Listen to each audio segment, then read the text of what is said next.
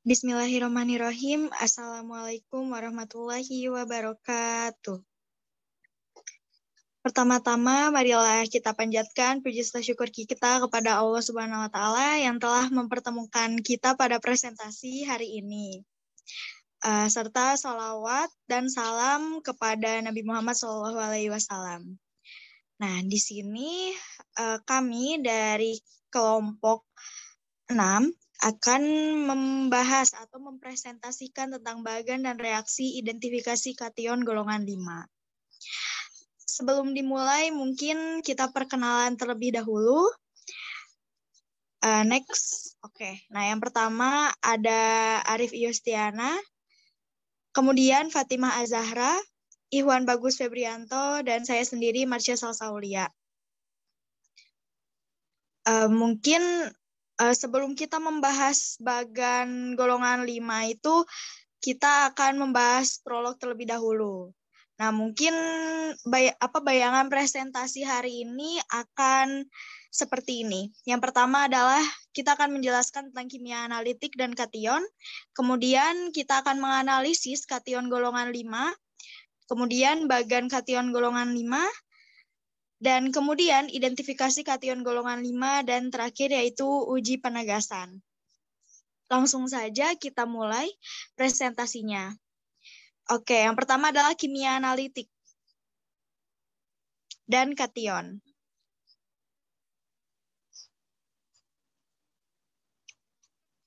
Kimia analitik yaitu cabang dari ilmu kimia yang mempelajari teori dan cara-cara melakukan analisis kimia terhadap suatu bahan atau zat kimia. Di analisis kimia ini terbagi menjadi dua analisis. Yang pertama analisis kuantitatif dan yang kedua adalah analisis kualitatif. Serta dapat diterapkan juga pada kimia anorganik maupun kimia organik. Oke, lanjut. Nah, di dalam pemisahan anion kation yang kita akan presentasikan yaitu kation golongan 5, kita memakai analisis kualitatif. Nah, analisis kualitatif itu apa sih? Kita mengambil dari para ilmuwan. Yang pertama itu adalah dari Underwood 1986. Analisis kualitatif itu membahas tentang pengidentifikasian zat-zat yang terdapat dalam suatu sampel. Tujuannya yaitu memisahkan dan mengidentifikasi sejumlah unsur. Yang kedua adalah dari Ganjar tahun 2001 yang menjelaskan salah satu cara menguji suatu sampel terhadap zat. Ada tidaknya analit yang akan kita uji. Kemudian metode analisis ini terdiri dari beberapa langkah yang harus kita diikuti dan dipenuhi serta menggunakan teknik-teknik tertentu. Oke, lanjut. Nah, setelah itu kita akan menjelaskan pengertian kation. Kation ini merupakan ion yang memiliki muatan positif. Jadi kita untuk menganalisis secara kualitatif itu kation-kation dimasukkan nih ke dalam 5 golongan dengan tiap-tiap golongan yang berbeda dari beberapa reagenila. Oke. Jadi di dalam suatu pemisahan kation itu ada beberapa golongan gitu. Nah, ada 5 golongan. Dari golongan-golongan tersebut itu berbeda-beda. Kemudian, jika dalam suatu sampel terdapat reaksi yang menunjukkan positif dari suatu golongan, maka hasilnya dipisahkan untuk pemeriksaan ion atau analit yang lebih lanjut reagenila atau reaksi yang paling umum dipakai yaitu hidrogen sulfida, asam klorida, amonium sulfida, dan amonium karbonat. Prinsip yang digunakan dalam hal ini adalah pengendapan. Jadi dapat dikatakan reaksi yang paling umum merupakan reaksi perbedaan kelarutan dari kation-kation tersebut. Nah, di dalam pengertian kation itu kita akan menganalisis gitu satu-satu dari kation golongan 5. Mungkin bisa dilanjut. Nah, analisis kation golongan 5. Ini akan saya jelaskan secara umum gitu. Golongan 5 disebut juga golongan sisa karena tidak bereaksi dengan reagennya. Reagensia golongan sebelumnya. Jadi intinya itu sisa dari percobaan-percobaan sebelumnya yang termasuk golongan 1 sampai 4.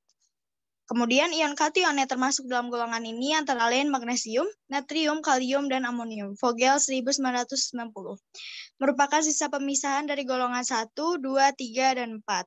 Khusus untuk amonium, harus diperiksa dari sampel awal, karena pada pemisahan golongan 1 sampai 4 sering ditambahkan amonium yang berasal dari NH4OH, NH4Cl, atau NH42S. Golongan sisa tidak memerlukan reaksi untuk pemisahnya. Masing-masing kation dapat diidentifikasikan dengan reaksi khusus yang membedakan satu dengan yang lainnya.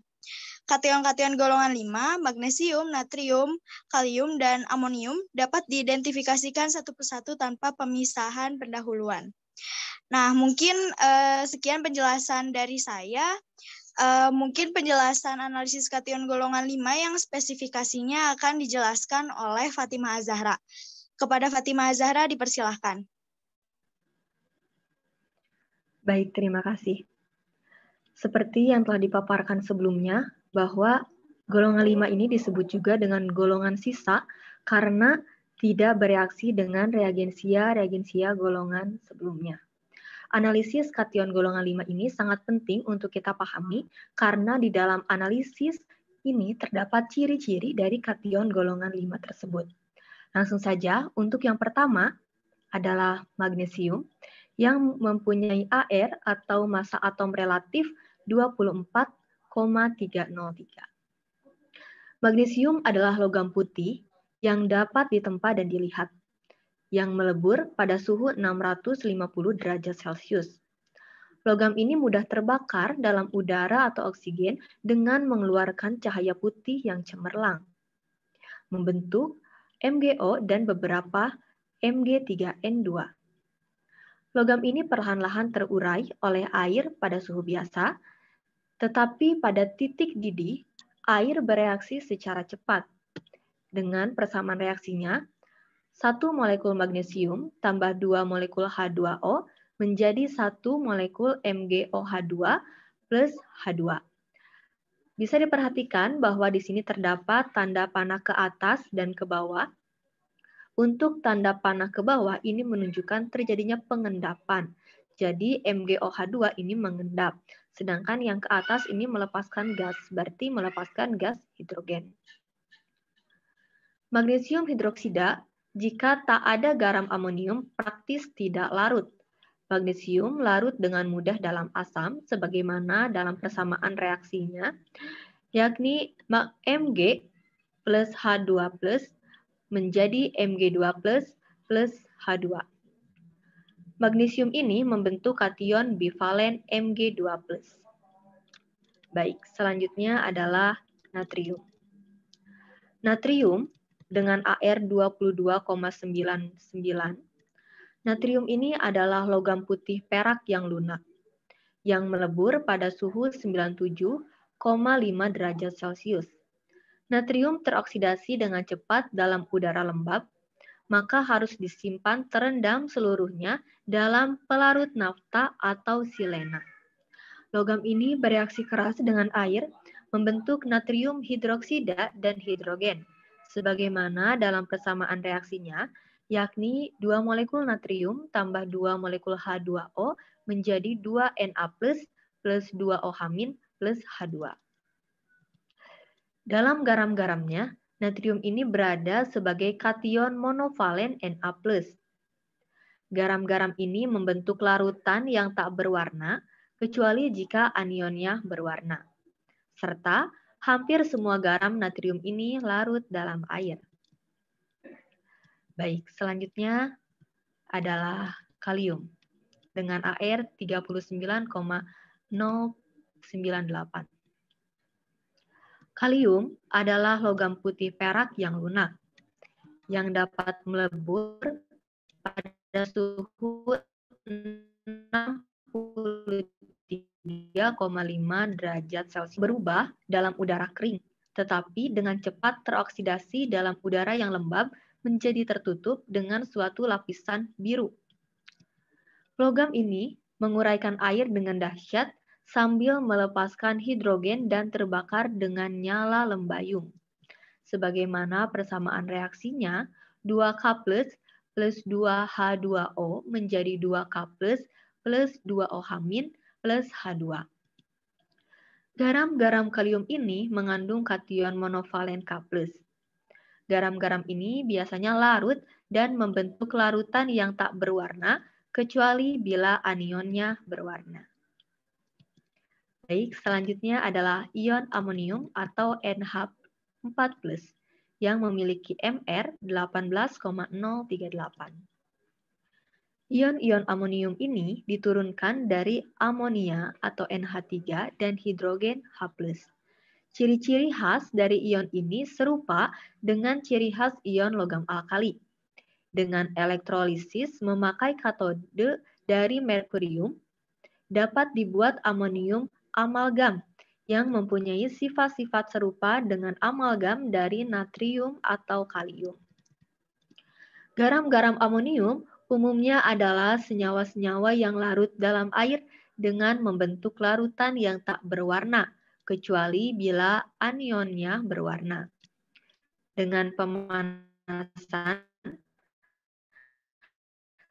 semua garam amonium terurai menjadi amonia dan asam yang sesuai, kecuali amonium dapat dihilangkan dengan memanaskannya.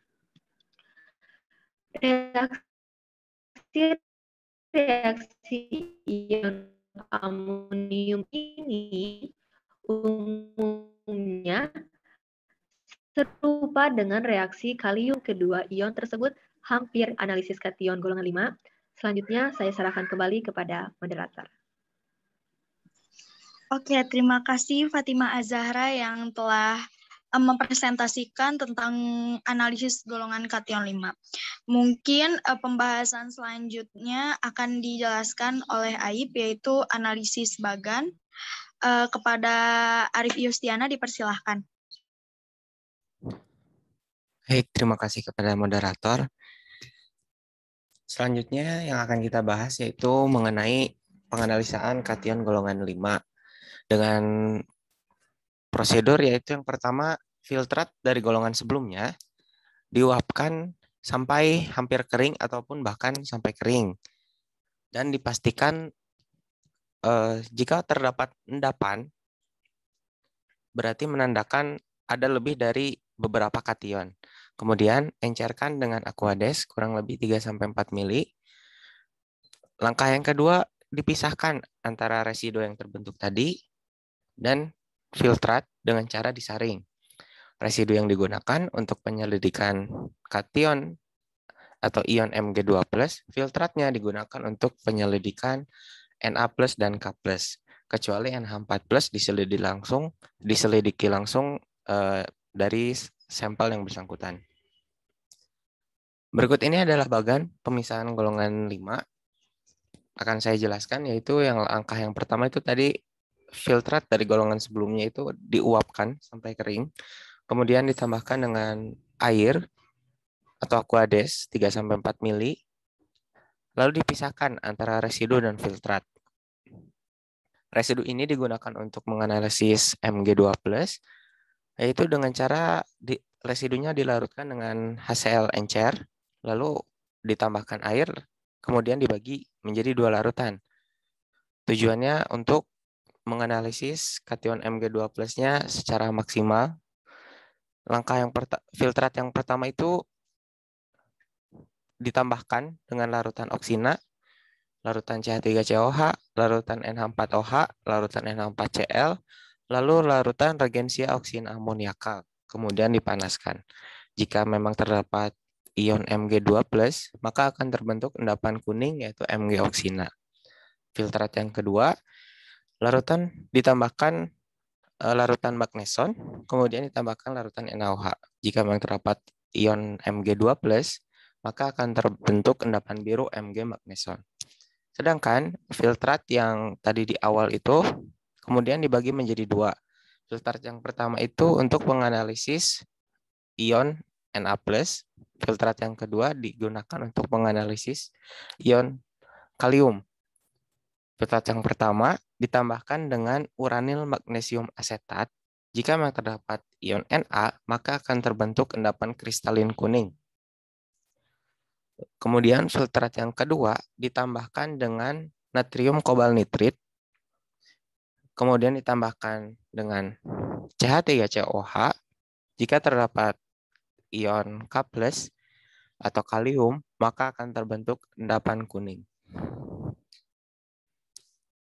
Selanjutnya ini adalah prosedur analisis yang barusan dijelaskan beserta dengan persamaan reaksinya, yaitu pertama magnesium, larutan sampel dimasukkan ke dalam tabung, lalu berturut-turut ditambahkan reaksi yang tadi disebutkan, kemudian dipanaskan dan terbentuklah endapan Mg-oksina yang berwarna kuning dengan persamaan reaksi sebagai berikut. Lalu kemudian ada natrium, larutan sampel itu ditambahkan dengan uranil magnesium asetat atau uranil zinc asetat. Jika memang terdapat ion Na+, maka akan terbentuk endapan kristalin kuning, yaitu natrium NaMgO2 3 kali CH3 COO9 9H2O dengan persamaan reaksi sebagai berikut. Lalu yang selanjutnya ada kalium. Filtrat ini dimasukkan ke dalam tabung reaksi, kemudian larutan ini dibebaskan dari NH4+. NH4+ dapat dihilangkan dengan menambahkan NH3. Kemudian ditambahkan dengan larutan natrium kobalt nitrit. Bila memang terdapat ion K+, akan menghasilkan endapan kuning dari KNa kobalt nitrit yang tidak larut dalam CH3COH encer. Pembentukan endapan berlebih dapat dibantu dengan pemanasan. Reaksi yang berlangsung sebagai berikut. Kemudian ada amonium. Amonium ini dilakukan uji dari sampelnya langsung. Sampel ini dilarutkan dengan pelarut yang sesuai, kemudian ditambahkan NaOH berlebih, kemudian dipanaskan secara perlahan. Bila memang terdapat garam amonium, maka akan dibebaskan dengan penambahan NH3 berdasarkan persamaan reaksi yang sebagai berikut. Adanya ion amonium ini dapat dicirikan atau dapat diketahui dengan beberapa hal, yaitu timbulnya bau yang khas, yaitu bau amonium, dapat menyebabkan berubahnya lakmus merah menjadi biru, kemudian mengubah kertas saring yang dibasahkan